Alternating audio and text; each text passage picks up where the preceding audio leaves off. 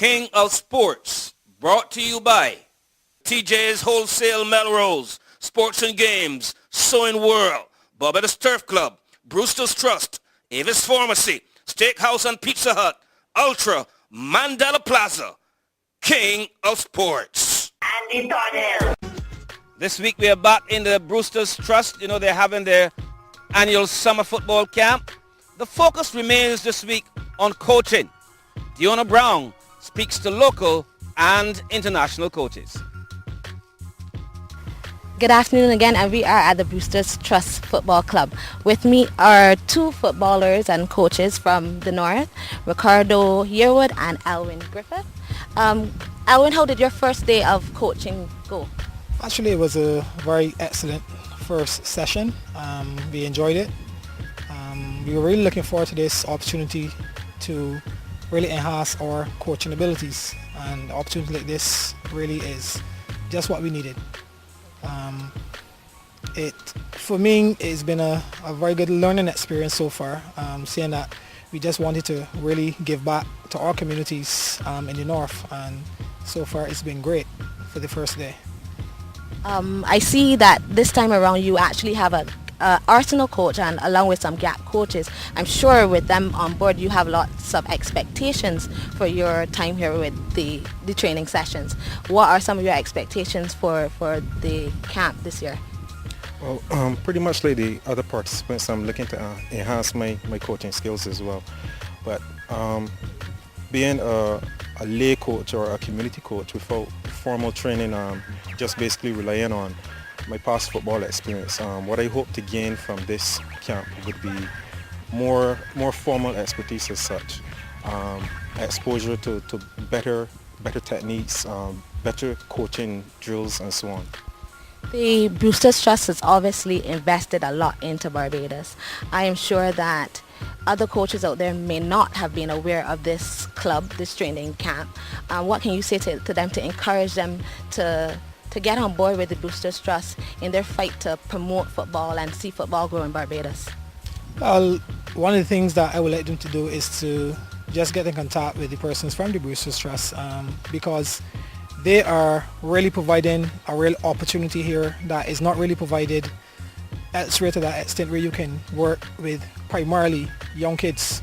And these are kids who would not necessarily have a lot of opportunity to receive training anywhere else. So it is great that the Brewster's Trust can offer this opportunity where we can just come and help work with our coaching abilities, go back to the communities and relay all of our coaching that we would have learned here back into the communities. So we would love to see other coaches or aspiring coaches, persons who are community minded especially, to just make an opportunity, give themselves a chance to work with the Brewster's Trust.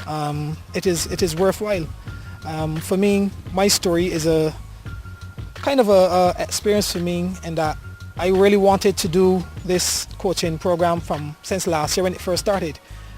But because of work commitments, I was unable to do that.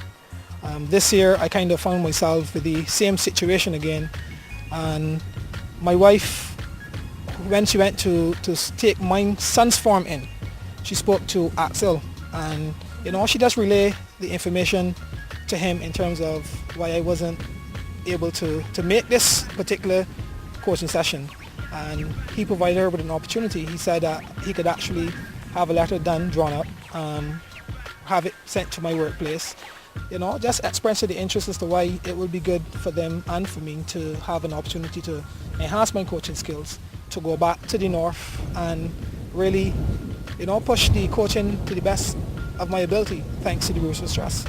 And I work at Stokes and Bino. I spoke to my directors and they were all for it, and I really want to thank them for the opportunity.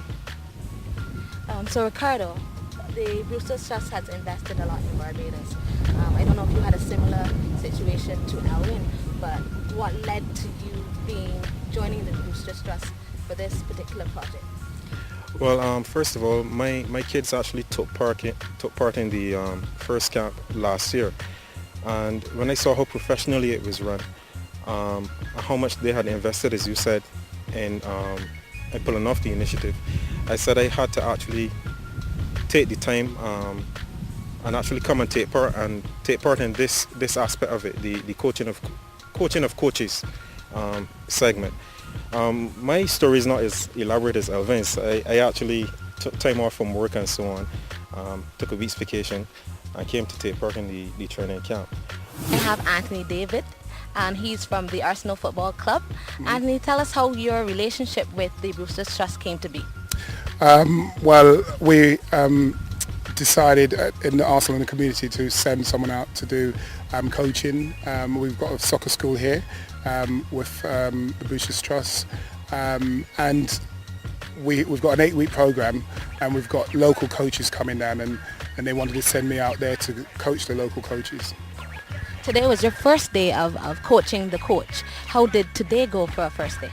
Very well, actually. We've got a good response from the coaches. There's 44 we've got there, and they're really up for coaching the youngsters. We managed to do a lot of our sessions, and they managed to come back and do a little bit of an example for their sessions. They listen well. I'm trying to get to know their names, but they're really good. So it went well, and with help from my guys from the gap years as well.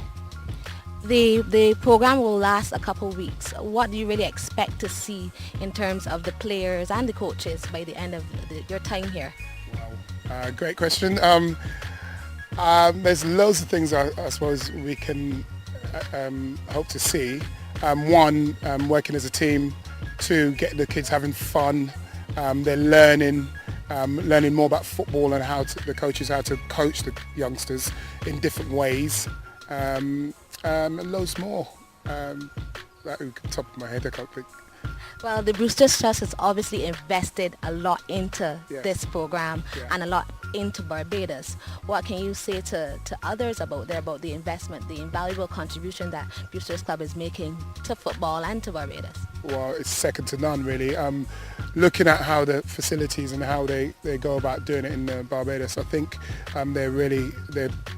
they seem to be number one in trying to promote football and how it should be played, the fun element, trying to get the youngsters involved, and just part of the promotion of football in this country, which trying to make it as simple and more official, I think, which is a good part of it.